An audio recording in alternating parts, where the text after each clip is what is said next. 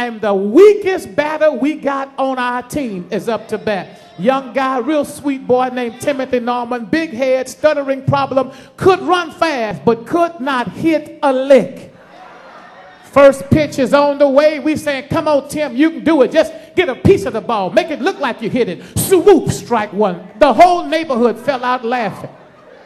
It was as if he was playing pin the tail on the donkey and was blindfolded. He wasn't even close to the ball. Second pitch is on the way. Swoop, strike two. We sitting there, the brothers from Pinewood taking off their glove, going over to the Kool-Aid tank. We couldn't afford Gatorade. Somebody's mama had to make some Kool-Aid. Went over to the Gatorade tank. You know, Kool-Aid tank. It's all over with. The last pitch is on the way. Tim is starting to cry. We cheering him on. That's what, I want you to understand. Even though he was weak in batting, he was on our team. We cheering him on. Come on, Tim. Keep your eye on the ball. Just make contact. You can see, can't you? Just stick the bat out there, hoping you can hit it. Just stick it. And then all of a sudden, swoop, strike three. It was so hurtful. The other team started to cheer, talk trash. And in the middle of all that, Mr. Norman, Timothy's daddy, comes out to the edge of the driveway. And he said, Tim, it ain't over yet.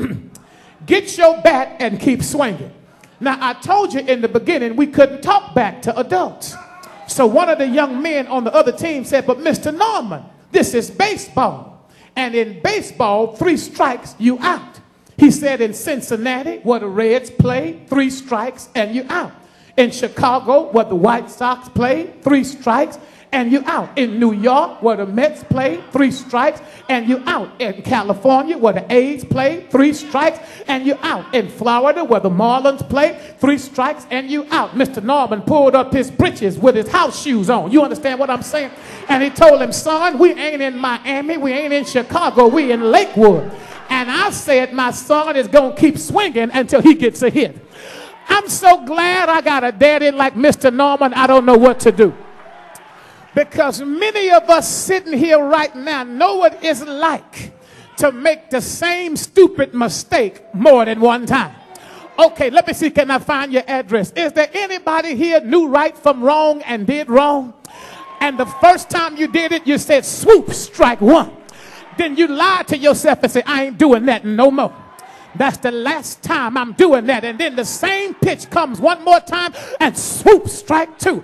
Okay, you ain't saying amen. Let me see, can I find your address one more time? You said, I'm through fooling with him. I know I'm married. I ain't supposed to be touching him. Swoop, strike one. Then he calls late in the midnight hour, about 11:45, talking about, hey, how you doing? You go over there anyway. Swoop, strike two. You said, nope, I ain't drinking no more for real. That's it. No more yak attack, no more cognac. I'm through with that. I'm done for real. And somebody invites you to Cheddar's and say, listen, the round is on me. And you say, well, just one more. Ain't gonna hurt nobody. Swoop, strike one, strike two, and strike three. You said, you know what? I ain't going to Lake Charles no more for real. I'm tired of losing my money. I'm tired of people messing with me. I ain't going to gamble no more. Then all of a sudden, one of your homeboys says, come on, dog, we're going to Lake Charles. You get there, spend tithe money in a slot machine, lose on a crap table, come to church in a new suit that you borrowed money to wear, swoop, strike 1, 2, 3, 4, 5.